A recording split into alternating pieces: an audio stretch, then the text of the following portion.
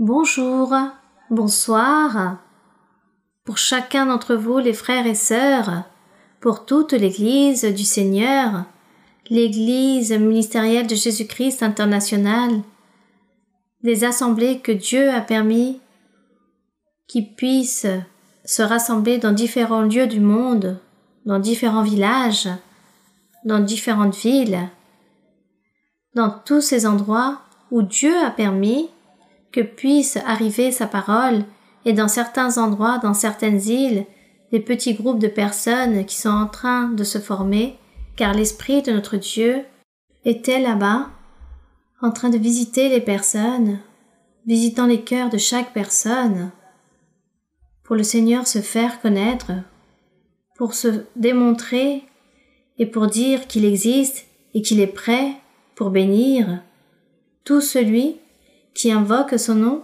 et qui affermit son cœur pour lui.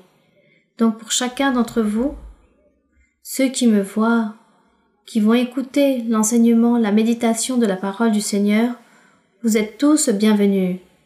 Et que mon Dieu soit toujours avec chacun d'entre vous dans vos cœurs et dans vos pensées, afin que vous puissiez comprendre tous ces messages, toutes ces paroles, même s'il semblerait de la lecture d'un livre qui date des millions d'années en arrière. Il ne s'agit pas d'une ancienne histoire, il s'agit d'une histoire merveilleuse, l'histoire de notre Dieu, de quelle façon il s'est comporté avec l'humanité depuis le jour qu'il a créé. Donc nous ici, nous sommes en train de lire, et pour nous il ne s'agit pas d'une ancienne histoire, car Dieu vit, Dieu est là, présent, dans chacun d'entre nous. Donc il fait revivre toutes ces merveilleuses lettres, tous ces écrits. Il les fait revivre dans notre âme et dans notre cœur. Et en plus de ça, le Seigneur fait des miracles. Il fait beaucoup de prodiges. Pendant que vous êtes là en train d'écouter la lecture ou en train d'écouter l'enseignement ou l'explication ou la méditation, peu importe comment nous voulons le nommer, pendant que vous êtes là attentif, en train d'écouter, le Seigneur réalise un miracle dans votre vie. Le Seigneur est en train de vous libérer, il vous change, il vous transforme votre pensée. Il est en train d'ôter des malédictions, il ôte des maladies.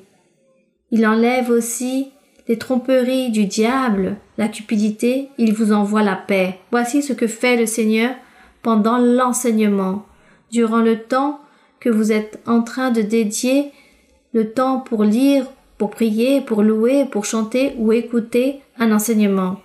Donc soyez tous bienvenus et de grandes salutations très spéciales pour les personnes qui viennent pour la première fois et les personnes récentes aussi, ainsi que les personnes, je sais, qui se connectent aujourd'hui pour écouter et voir l'enseignement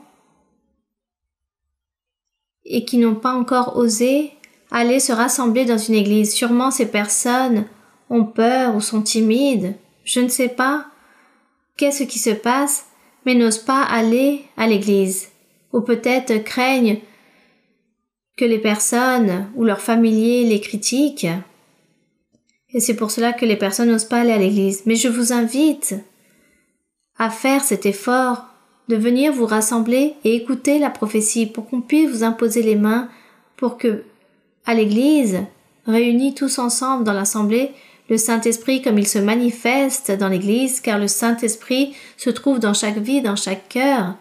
Vous allez sentir cette présence, la présence de Dieu, et vous allez sentir cette allégresse, cette joie, et vous allez voir combien c'est différent d'aller se rassembler à l'Église et de voir l'enseignement là-bas chez vous, ou là où que vous trouvez, que vous choisissez pour voir cet enseignement. Je vous invite donc à venir vous rassembler à l'église. N'attendez pas pour demain ce que vous pouvez faire aujourd'hui et rassemblez-vous. Car beaucoup de bénédictions de la part du Seigneur, il y en a pour chacun d'entre vous. Que Dieu vous bénisse et ici les frères et sœurs qui sont avec moi, de grandes salutations très spéciales, bienvenue aussi et que Dieu vous bénisse. Vous pouvez vous asseoir maintenant là où vous vous trouvez. Et de cette façon, nous allons affermir notre cœur. Pour commencer, qu'est-ce que aujourd'hui nous parle le livre de Actes, chapitre 5. Dans le chapitre 5 de Actes, qui nous correspond de lire aujourd'hui, n'oubliez pas que nous sommes en train de lire tous les chapitres. Il y a des chapitres plus courts et d'autres plus longs. Ce chapitre ici a 42 versets.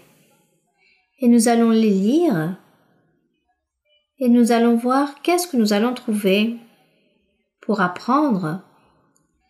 Qu'est-ce que nous trouvons pour nous changer, suivre le Seigneur, suivre la voie de Dieu? Quelle doctrine? Qu'est-ce qu'il y a de nouveau pour nous ici? Car je sais qu'à chaque fois, il y a toujours quelque chose de nouveau. Il y a beaucoup de choses où nous lisons et nous ne méditons pas, mais aujourd'hui, peut-être le Seigneur,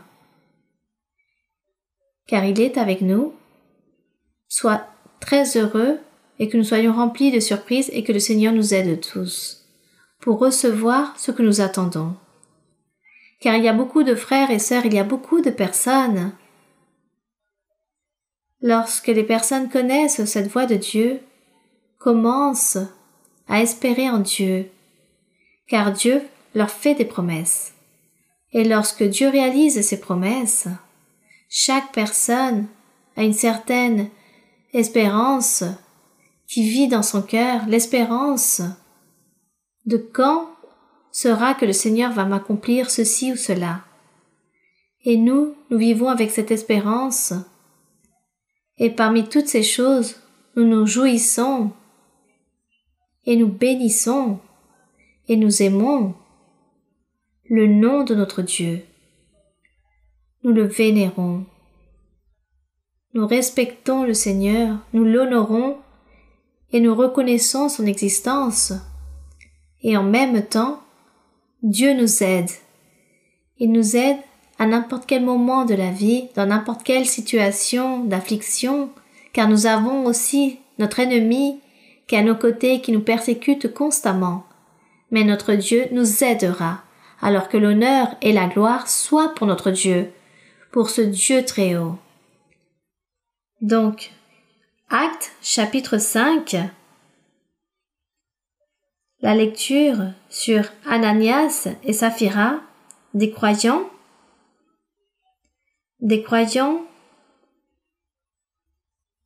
qui au début de l'Église, à son commencement, s'étaient convertis au Seigneur, et maintenant ces personnages profitaient de l'évangile pur de notre Seigneur Jésus-Christ. Ces personnages profitaient d'un chemin différent, d'un plan différent de salut que Dieu avait tracé bien avant de la création du monde, et que maintenant cela avait été accompli par le Seigneur Jésus-Christ, qui a accompli tous les règlements, toutes les règles, toutes les ordonnances que Dieu exigeait, qu'il fallait accomplir durant la loi, pour ainsi Dieu changer de plan et réaliser une nouvelle alliance. Et le plan de salut, la nouvelle méthode de salut allait être différente après Jésus-Christ. Et cela s'est produit ainsi, car le Seigneur Jésus-Christ a accompli toutes les règles, toutes les conditions. Et de cette façon, dans ce livre de Actes des Apôtres, qui est l'histoire de l'Église primitive, de comment étaient ses débuts, nous trouvons beaucoup d'anecdotes sur beaucoup de personnages. Ici, nous allons lire sur Ananias et Saphira. Comme je vous le disais, il s'agissait de personnages, de croyants qui avaient appris la doctrine et qui savaient que le Saint-Esprit parlait et avaient entendu parler de la prophétie. Et ces personnages savaient que Dieu se manifestait à l'homme, à l'être humain, à chacun de manière particulière. Dans l'ancien temps, dans la loi de Moïse, Dieu se manifestait juste avec le souverain sacrificateur ou avec les prophètes. Mais il ne se manifestait pas particulièrement à chaque personne. Et à partir de là, ils voyaient comment Dieu se manifestait dans chaque personne. Donc ces personnages étaient très heureux Comme nous, aujourd'hui, nous sommes très heureux de voir que Dieu nous écoute, que Dieu est avec nous, il nous parle, et particulièrement, il nous fait des promesses, il nous les accomplit. Donc nous rendons grâce à notre Dieu pour cela. Il est donc écrit: « Mais un homme nommé Ananias, avec Saphira sa femme, vendit une propriété et retint une partie du prix. Sa femme le sachant, il dit qu'il a vendu sa propriété et il retint une partie du prix. Il a donc changé le prix qu'il a vendu. Sa femme, le sachant, puis il apporta le reste et le déposa aux pieds des apôtres. » Ils s'étaient compromis, ils avaient fait la promesse à Dieu qu'ils allaient vendre la propriété et qu'ils allaient tout donner aux apôtres pour que de cette façon, ils puissent les distribuer à ceux qui étaient dans le besoin. Mais ici, à ce moment-là, lorsqu'ils vendent leur propriété, cet héritage, il y a eu ce sentiment d'ambition en eux. Il y a eu comme ce sentiment d'ambition en Ananias et Saphira. Ils ont dit, il y a beaucoup d'argent. C'est une grande somme d'argent que nous allons donner aux apôtres. Donnons plutôt juste une partie et prenons l'autre partie pour nous. Gardons-la et nous allons dire aux apôtres que c'est à ce prix-là que s'est vendue cette propriété. Ces personnages avaient oublié que Dieu parlait. Ils avaient oublié que les apôtres étaient remplis du Saint-Esprit et qu'ils avaient tous les dons spirituels. Donc Ananias et Saphira avaient oublié tous ces sujets, tous ces petits détails, et ils pensèrent qu'ils étaient en train de traiter avec les apôtres comme n'importe quel être humain de la loi.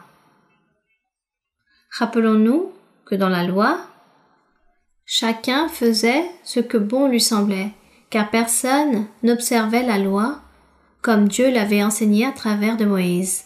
Donc chacun, à leur propre intérêt, réalisait leur vie. Et Ananias et Saphira avaient coutume qu'il y avait de la malhonnêteté dans le peuple, les personnes mentaient, les gens étaient malhonnêtes, ambitieux, pouvaient réaliser des chantages, ils pouvaient tromper les autres. Et ces personnages pensaient qu'avec les apôtres, ils allaient faire la même chose, de ce qu'ils étaient habitués à réaliser, mélangés à toutes ces situations.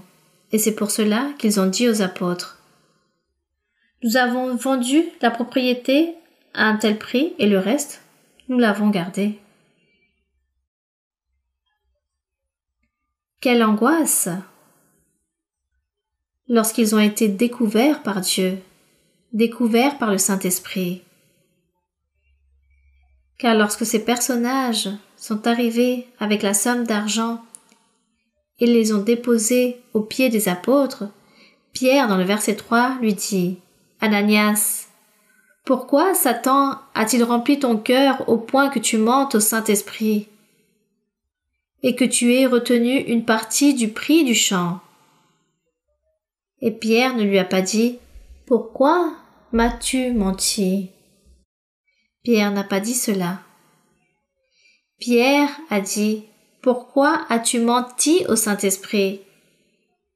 Car c'est Dieu, à travers du Saint-Esprit, qui avait enseigné à toutes ces personnes qu'il fallait partager, que les personnes qui avaient beaucoup d'argent, les personnes riches qui avaient de grandes possessions, devaient vendre leurs propriétés et les distribuer aux personnes dans le besoin, et que de cette façon Dieu allait les bénir et allait leur redonner leurs biens, et que ces personnes n'allaient recevoir aucune pénurie, manquer absolument de rien, car tout allait être béni, Dieu allait donner en abondance.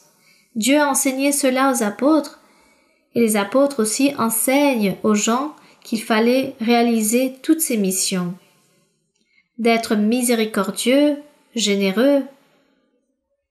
C'est pourquoi le Saint-Esprit a dit « Ce n'est pas Pierre, mais le Saint-Esprit qui a parlé, car Pierre n'a pas inventé que les personnes devaient vendre leurs propriétés et les distribuer aux autres. C'est Dieu qui a enseigné, c'est le Saint-Esprit qui nous a tous enseignés. » Pierre aurait pu dire à ce moment-là que c'était lui. Mais comme c'était le Saint-Esprit qui a inventé ou qui nous a dit, qui nous enseigne, que nous devons partager et tendre la main à celui qui est dans le besoin, c'est pourquoi à aucun moment Pierre lui dit « Ananias, pourquoi es-tu en train de mentir à Pierre? Mais pourquoi es-tu en train de mentir au Saint-Esprit ?» Et dans le verset 4, il dit, Pierre lui dit, continue à lui dire, s'il n'eût pas été vendu, s'il retient cet héritage, ne te resterait-il pas? Et après qu'il a été vendu, le prix n'était-il pas à ta possession? Pourquoi as-tu pu mettre en ton cœur un pareil dessein? Ce n'est pas à des hommes que tu as menti, mais à Dieu. Tu t'es compromis lorsque tu as entendu l'enseignement qu'il fallait être généreux, miséricordieux, qu'il fallait partager. Tu étais d'accord, tu as accepté et tu as promis à Dieu que tu allais vendre un héritage pour le partager et le donner aux autres. Tu as fait ce compromis. Et maintenant que les choses sont faites, tu te repentis et tu veux retenir une partie de cet argent. De cette façon, il était en train de mentir au Saint-Esprit à cause de ce compromis qu'il avait réalisé, de vendre pour donner absolument tout aux pauvres.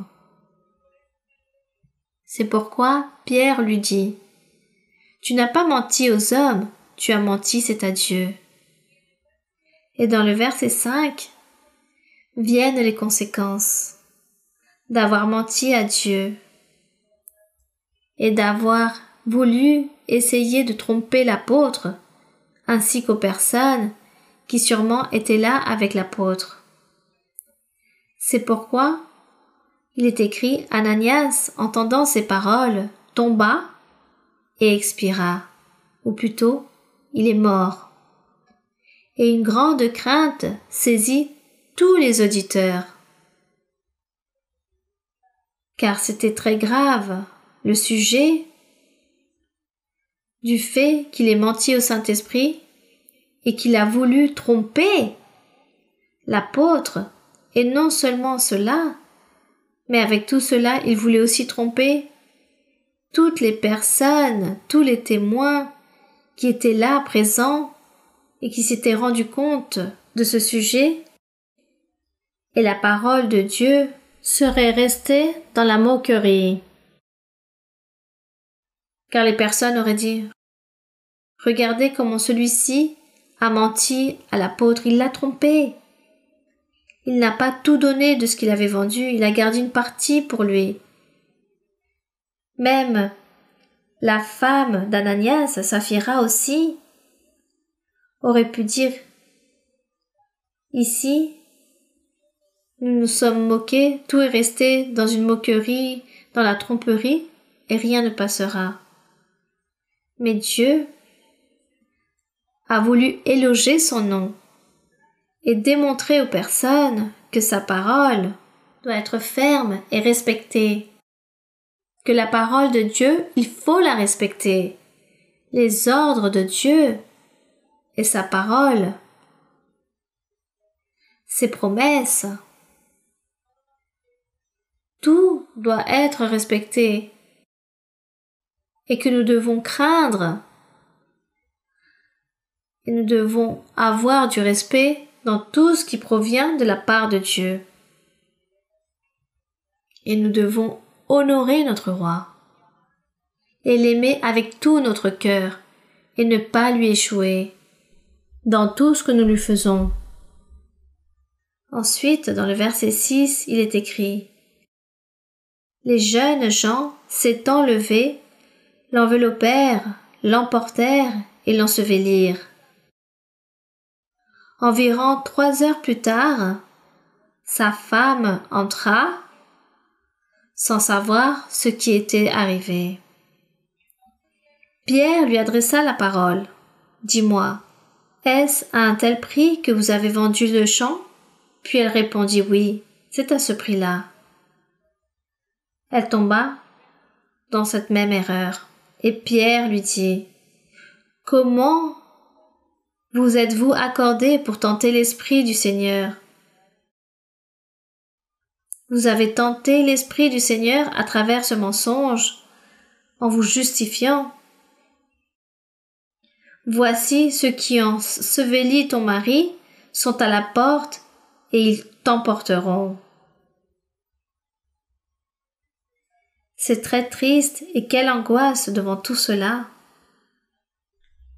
Quelqu'un pourrait dire « Pourquoi Dieu manque de miséricorde, d'amour, de charité? Pourquoi fait-il cela ?»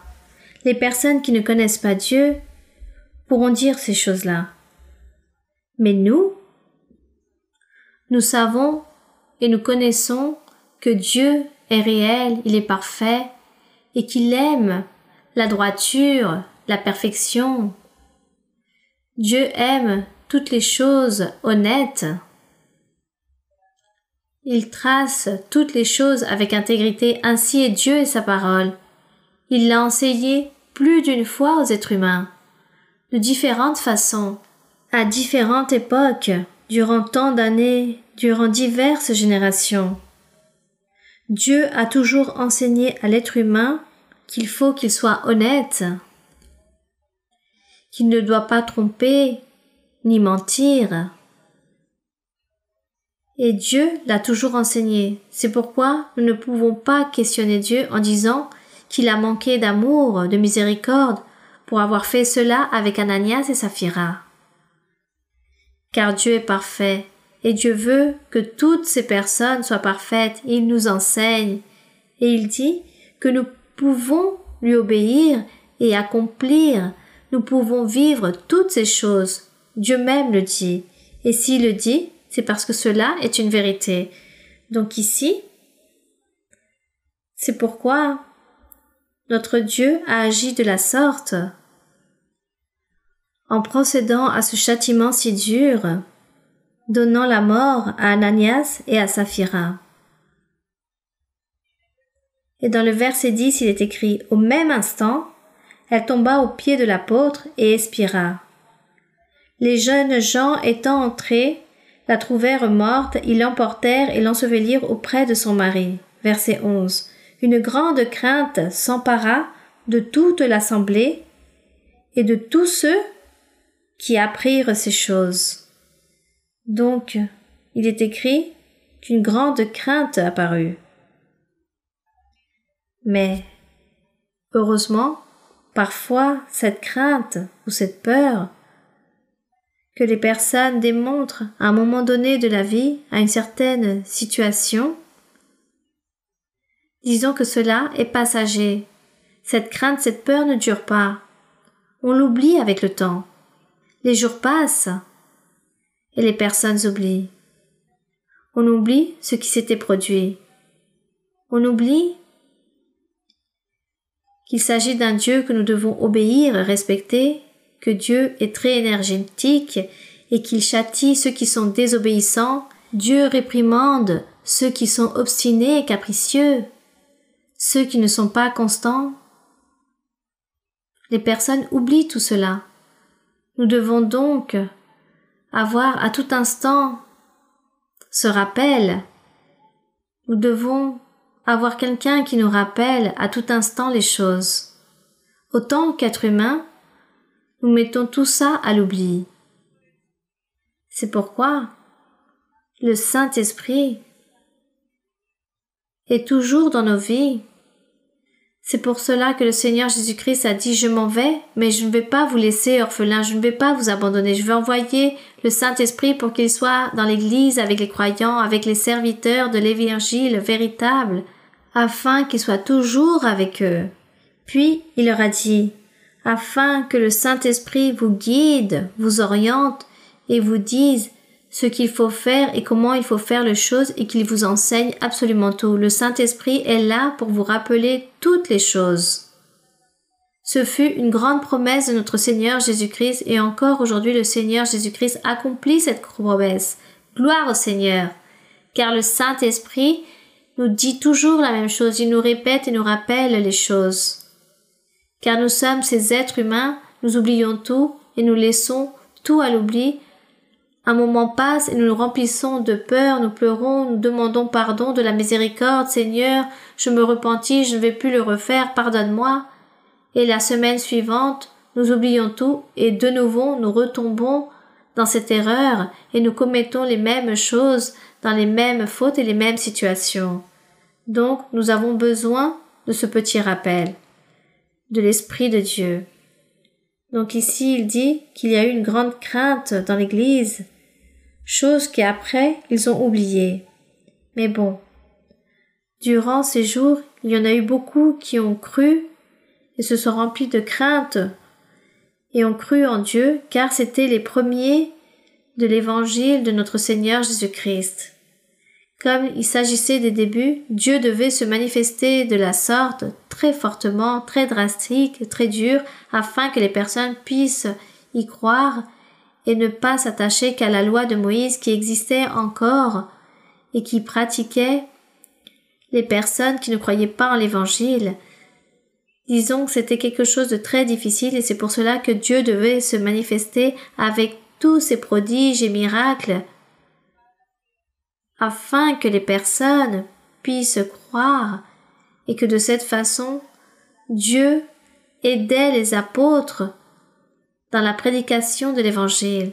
De cette façon, Dieu était avec eux et les aidait. Dans le verset 12, il est écrit: beaucoup de miracles et de prodiges se faisaient au milieu du peuple par les mains des apôtres. Il y avait donc beaucoup de miracles, beaucoup de prodiges dans le peuple. Tous ensemble, au portique de Salomon, ils s'y tenaient, et aucun des autres n'osait se joindre à eux. Mais le peuple les louait hautement.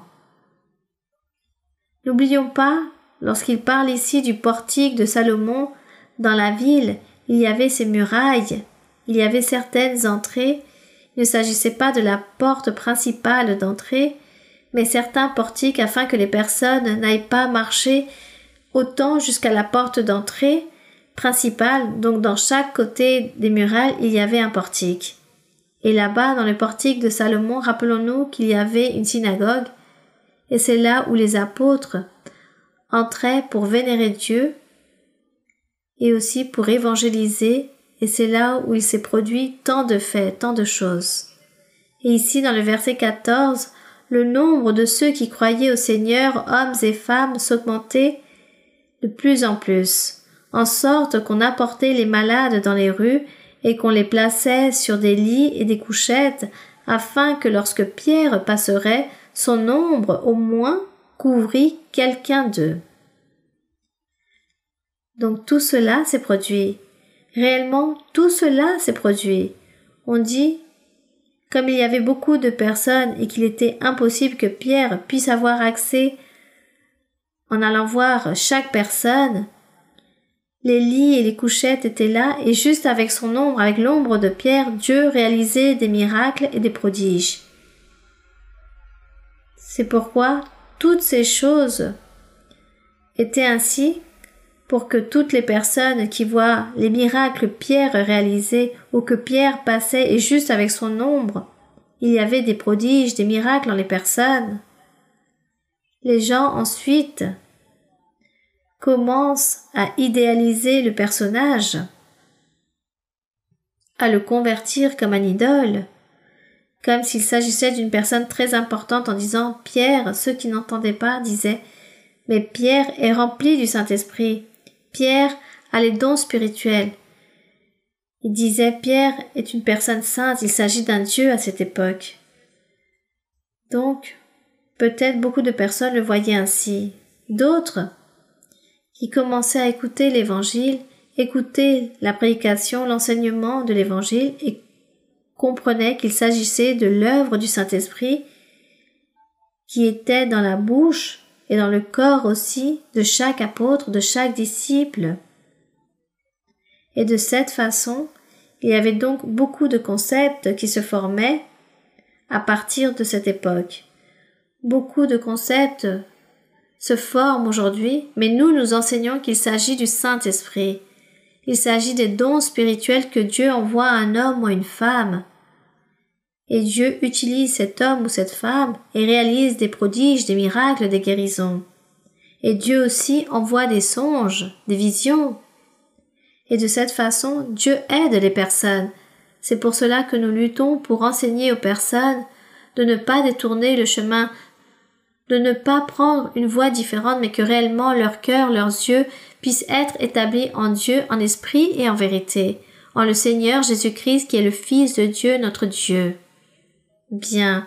Donc ici, dans le verset 16, il est écrit « La multitude accourait aussi des villes voisines à Jérusalem, amenant des malades et des gens tourmentés par des esprits impurs. »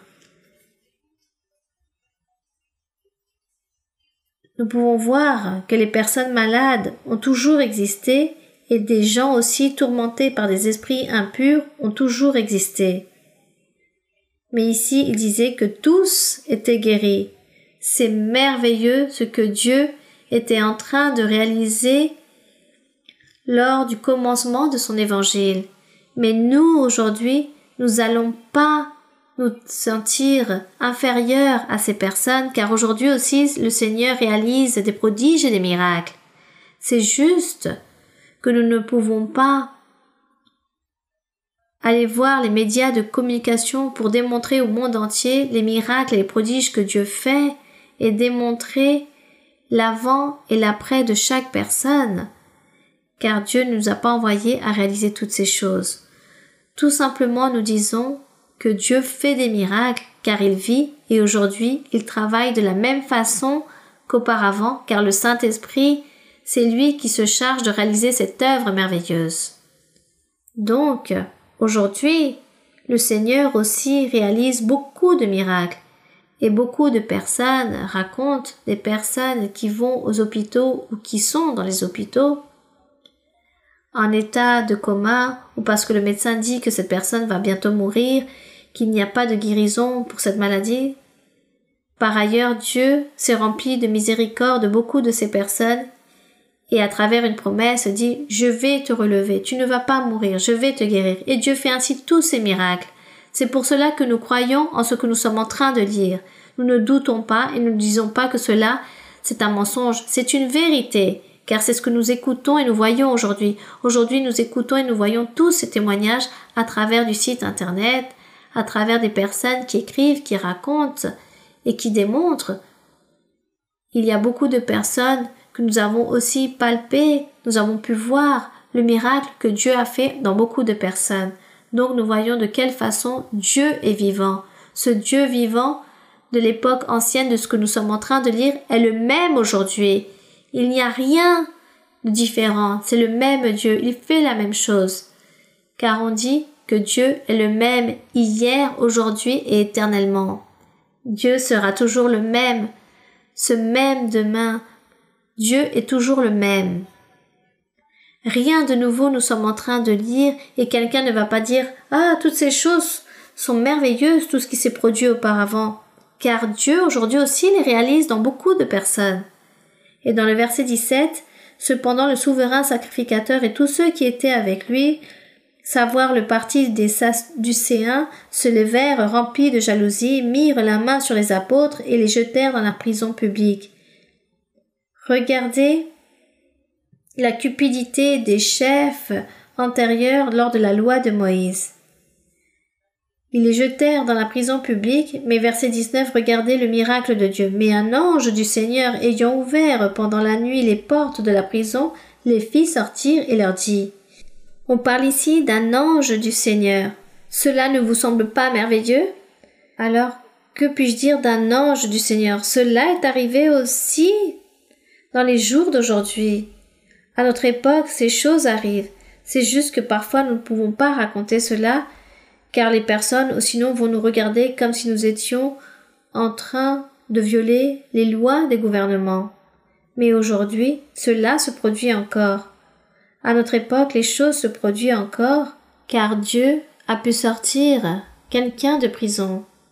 Une personne qui a été livrée en prison injustement à cause d'un faux témoignage, je ne vais pas dire spécifiquement où et qui, mais cette personne se trouvait là-bas en prison et Dieu a envoyé un ange déguisé en gardien et a dit « Regarde, j'ai les clés et fuis, pars !» Et cette personne est partie. Gloire à notre Dieu! Gloire à Dieu! Cela se trouvait dans un certain pays très très lointain. Dans un pays très lointain. Et cette personne a parlé avec moi, m'a raconté son témoignage. Vous voyez? Donc, Dieu a gardé cette personne et l'a protégée. Dieu l'a sortie de là. Allons être envieux à cause de cela? Mais un ange du Seigneur ayant ouvert pendant la nuit les portes de la prison les fit sortir, et cela se produit encore aujourd'hui. Pour Dieu, il n'y a rien d'impossible. Puis il est écrit, et il leur dit, cet ange leur dit, « Allez, tenez-vous dans le temple et annoncez au peuple toutes les paroles de cette vie. » Gloire à notre Dieu. Ayant entendu cela, ils entrèrent dès le matin dans le temple et ils se mirent à enseigner. Imaginez-vous comment sont restées ces personnes qui l'ont livré en prison. Stupéfaits, voire étonnés, je dirais-je, grâce à ce miracle que Dieu a fait.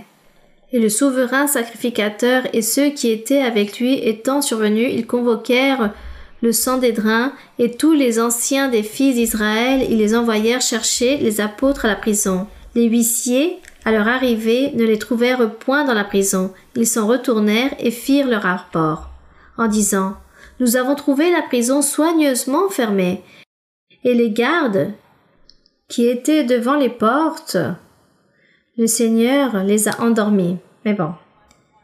Mais après avoir ouvert, nous n'avons trouvé personne dedans. Gloire à notre Dieu, ce miracle si merveilleux que Dieu a fait. Lorsqu'ils eurent entendu ces paroles, le commandement du temple et les principaux sacrificateurs ne savaient que penser des apôtres et des suites de cette affaire. Ils doutaient et disaient à quel moment cela s'est produit.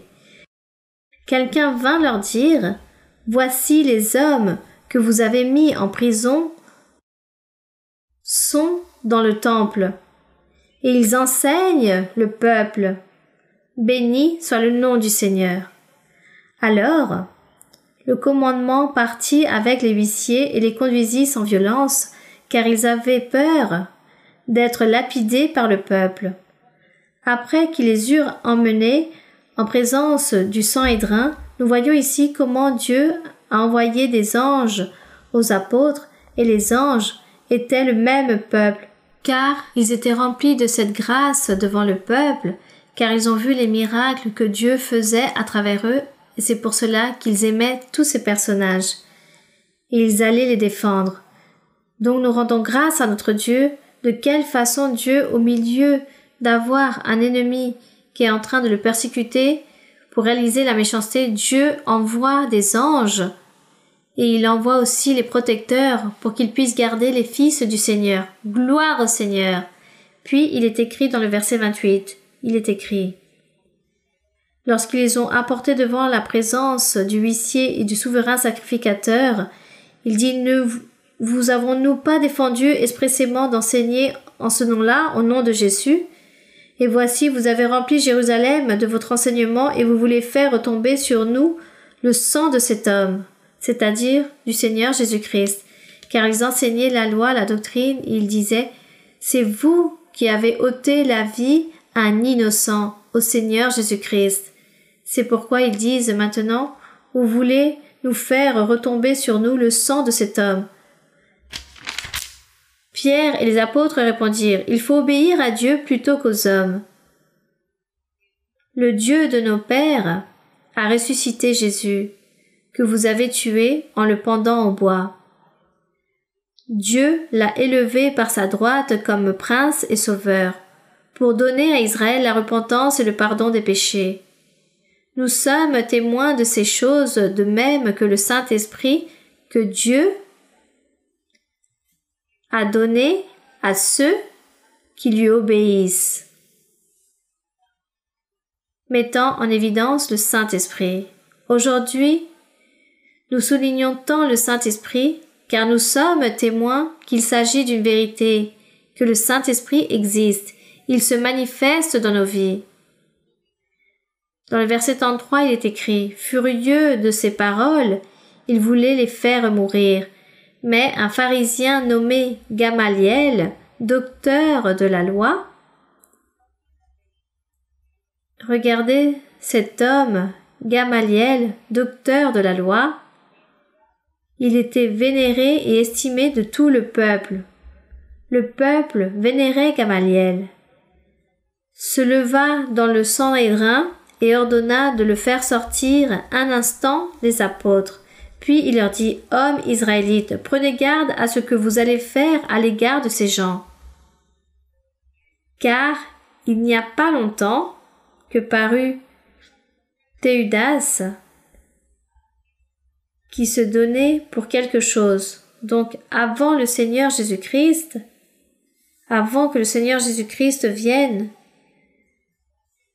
il y avait un homme nommé Théudas qui disait qu'il s'agissait d'un personnage envoyé par Dieu, qu'il s'agissait d'une personne importante envoyée par Dieu, et apparemment il a commencé à former des disciples et des doctrines en réalisant des disciples dans divers lieux, mais cela n'a pas duré très longtemps.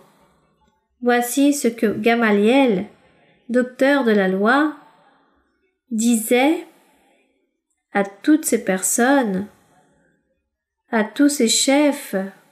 Il disait, rappelez-vous, lorsque parut Théudas, qui disait être quelqu'un de particulier et auquel se rallièrent environ 400 hommes, il fut tué, et tous ceux qui l'avaient suivi furent mis en déroute et réduits à rien.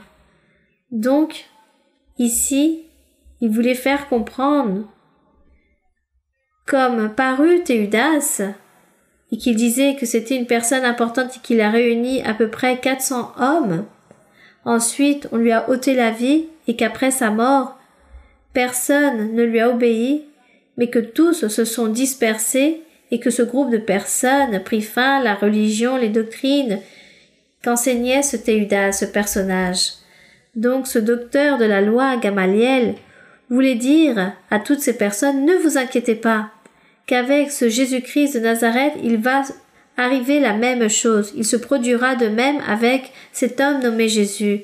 Il a formé ses propres disciples, des personnes du peuple, à le suivre. Et maintenant, il est mort. Il disait, Jésus est mort. Gamaliel leur disait, Jésus est mort. Mais comme les personnes ne voulaient pas accepter que Jésus-Christ avait ressuscité, c'est pourquoi il dit, il est mort. De même que Théudas, ne vous inquiétez pas. Cela ne va pas durer longtemps. Voici ce qu'a pensé ce docteur de la loi. Car Gamaliel ne s'était pas rendu compte et n'a même pas analysé les miracles qui s'étaient déjà produits, ni le miracle que Dieu l'avait fait sortir de prison. Il n'a pas vu cela. La seule chose qu'il a vue, c'était l'exemple d'un personnage qui avait existé auparavant. Ainsi de même se passera avec Jésus. Mais nous donnons la gloire à Dieu qu'il se trompait, car Jésus était le Dieu vivant, le Dieu de puissance, et le Seigneur Jésus-Christ avait bien été le véritable envoyé par Dieu, le Messie, celui dont Dieu avait promis, le Sauveur, ce roi parfait qu'allait venir pour gouverner. C'est pourquoi les apôtres déposaient leur confiance entièrement en lui, car ils profitaient de la présence de l'Esprit Saint. Donc, pour les apôtres, c'était quelque chose de réel, ce qu'ils étaient en train de vivre et de sentir.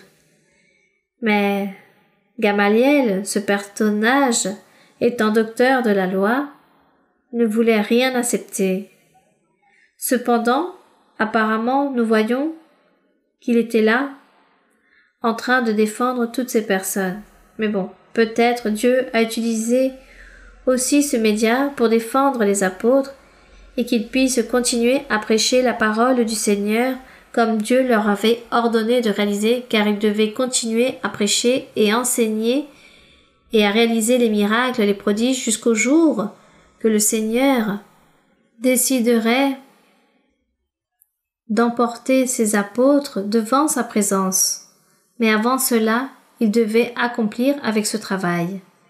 C'est pourquoi il est écrit, cet homme dit, « Maintenant, je vous le dis, ne vous occupez plus de ces hommes et laissez-les aller.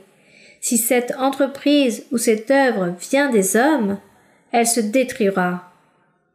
Mais si elle vient de Dieu, vous ne pourrez pas la détruire.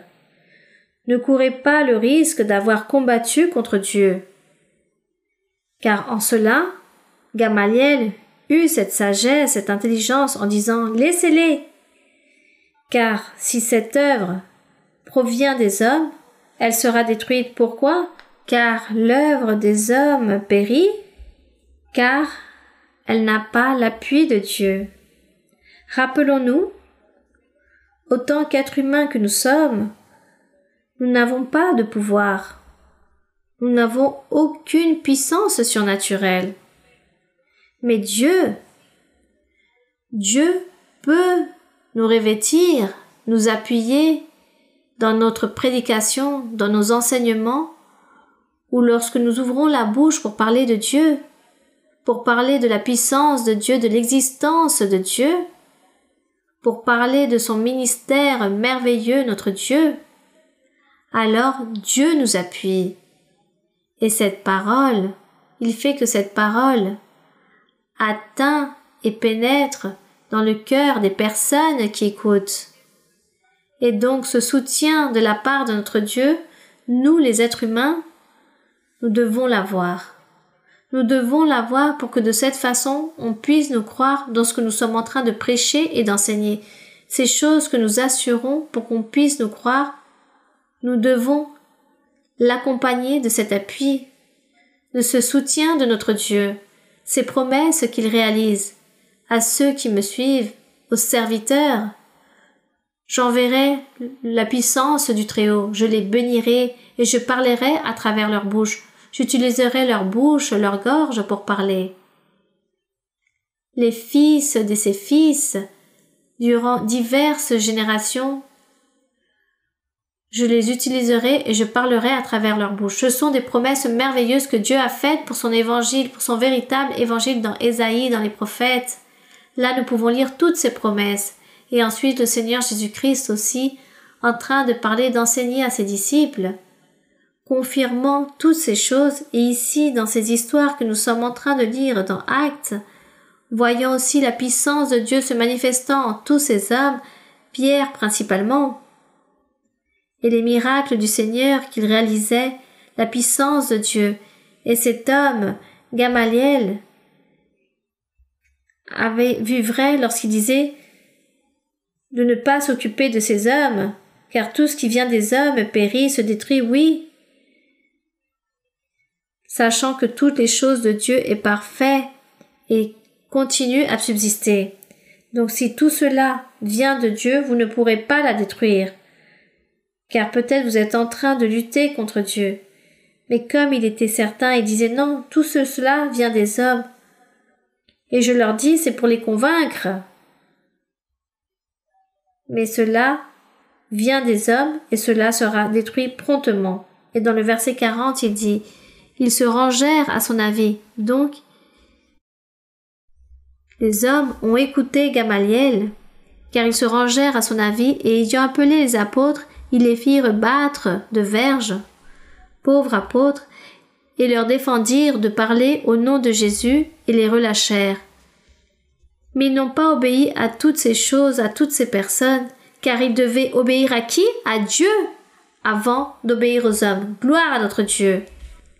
Les apôtres se retirèrent de devant le Sanhédrin, joyeux d'avoir été jugés dignes de subir des outrages pour le nom de Jésus, de notre Seigneur Jésus-Christ.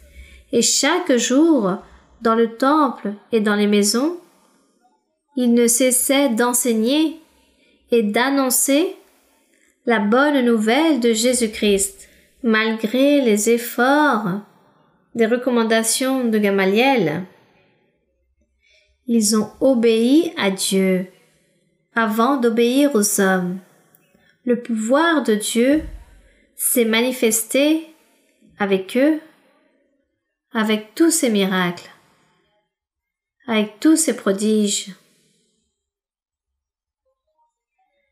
Imaginez-vous toutes ces merveilles auparavant de voir la manifestation de Dieu venant et provenant de la main de Dieu, du Saint-Esprit, des dons spirituels en ses apôtres, en réalisant tous ces miracles, ces prodiges dans tous les aspects, et les personnes les chercher dans toutes les villes proches venaient pour écouter la parole de Dieu, le message du Seigneur, les bonnes nouvelles du salut, le pouvoir de l'évangile véritable de notre Seigneur Jésus-Christ. Dieu est le même hier, aujourd'hui et éternellement. Le Seigneur Jésus-Christ est le chemin, la vérité et la vie. Le Saint-Esprit l'a envoyé le Seigneur Jésus-Christ afin qu'il soit avec tous ses serviteurs pour toujours. Il n'a pas dit juste pour le 1er siècle, le 2e siècle, ou 3e. Il l'a dit éternellement. Et éternellement, c'est pour toujours, nous les êtres humains. Gloire à notre Dieu. Jésus-Christ est Dieu. Notre Dieu qui existe, il vit, il faut le louer, l'honorer et le glorifier. Nous allons donc prier notre Dieu. Et nous allons aussi établir devant lui toutes les maladies. Des maladies, des personnes tourmentées par des mauvais esprits et des personnes qui ont diverses maladies. Chaque personne, établissez devant Dieu, devant la présence de Dieu, votre maladie. Dites-lui et racontez au Seigneur ce que le médecin vous a dit. Et dites au Seigneur qu'il soit miséricordieux et qu'il vous donne une opportunité dans la vie pour que vous puissiez louer le nom du Seigneur. Et aussi, les souhaits que vous avez dans votre cœur, toutes vos pétitions, nous allons les présenter devant notre Dieu. Et Dieu nous répondra. Il fera cette œuvre en nous. Béni soit le nom de notre Dieu, Père Saint, Père Céleste, Éternel Dieu, Créateur du ciel et de la terre, notre Dieu grand et juste, Père de notre Seigneur Jésus-Christ, notre Dieu tout-puissant. Dieu tout-puissant qui t'est manifesté dans des temps anciens, tu as envoyé le pouvoir et tant d'appui à Pierre, à tous les apôtres, que même avec ton ombre, tu réalisais les miracles, car tu voulais mettre en évidence ton évangile, mettre en évidence ta parole, enseigner au peuple qu'il se trompait, que la méthode du salut avait changé, et que maintenant allait arriver une nouvelle méthode, c'était croire en Jésus-Christ, le seul chemin qui mène à la vie éternelle. Et les commandements, il s'agit des mêmes commandements que mon Seigneur a envoyés à Moïse dans la montagne de Sinaï sur des tables de pierre. Gloire à ton nom, tu es le même, tu n'as pas changé, mon Seigneur. Merci, éternel Dieu. Je te demande en ce moment de tendre ta main toute puissante sur toutes les personnes qui se trouvent malades. Tu les connais, mon Seigneur. Toutes ces personnes, hommes, femmes, de différents âges. Ces personnes qui sont malades, tends ta main qui guérit. Tends ta main qui guérit, car tous clament ton nom, te prient et supplient d'être guéris. Sois miséricordieux, mon Seigneur. Et aussi les personnes qui sont atteintes par des mauvais esprits, tourmentées par ces démons, à travers la sorcellerie, les envoûtements, les malédictions. Mon Père Saint, écoute notre prière. Au nom de ton Fils bien-aimé, notre Seigneur Jésus-Christ, écoute nos suppliques. Seigneur, regarde aussi les souhaits de chaque cœur et regarde aussi, Seigneur, leurs besoins que chaque personne te présente. Écoute leurs pétitions, aide-les, afin que tous se mettent à jour avec toi, que tout se change, et pour que les personnes vivent une vie juste, sainte et droite, pour vivre une vie en sainteté. Aide-nous, Seigneur, à vivre en sainteté comme tu es saint. Aide-nous à t'obéir et à changer. Merci, mon Seigneur, Dieu Tout-Puissant. Merci pour ton amour, mon Seigneur. Béni soit ton nom, louange à ton nom. Que toutes les générations te louent. Que toute personne croit et dépose leur assurance en toi et te cherche avec un cœur sincère afin que tu les bénisses. Au nom glorieux de Jésus-Christ. Gloire au Seigneur. Satúrame, Señor, con tu espíritu.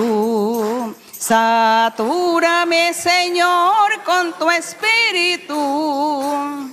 Y déjame sentir el fuego de tu amor aquí en mi corazón, Señor. Y déjame sentir el fuego de tu amor aquí en mi corazón, Señor. Satúrame, Señor, tu espíritu. Satúrame, Señor, con tu espíritu. Y déjame sentir el fuego de tu amor aquí en mi corazón, Señor. Y déjame sentir el fuego de tu amor aquí en mi corazón, Señor. Que l'honneur et la gloire soient pour notre Dieu. Merci, Seigneur. Que Dieu vous bénisse. Toutes mes chaleureuses salutations pour chacun d'entre vous et remplies de tendresse pour les enfants. Merci beaucoup. Que Dieu vous bénisse. Et j'invite les personnes qui écoutent pour la première fois de venir vous rassembler à l'église afin de recevoir la prophétie. Et les personnes récentes, continuez de l'avant, car Dieu a de grandes bénédictions pour chacun d'entre vous. Merci et que Dieu vous bénisse.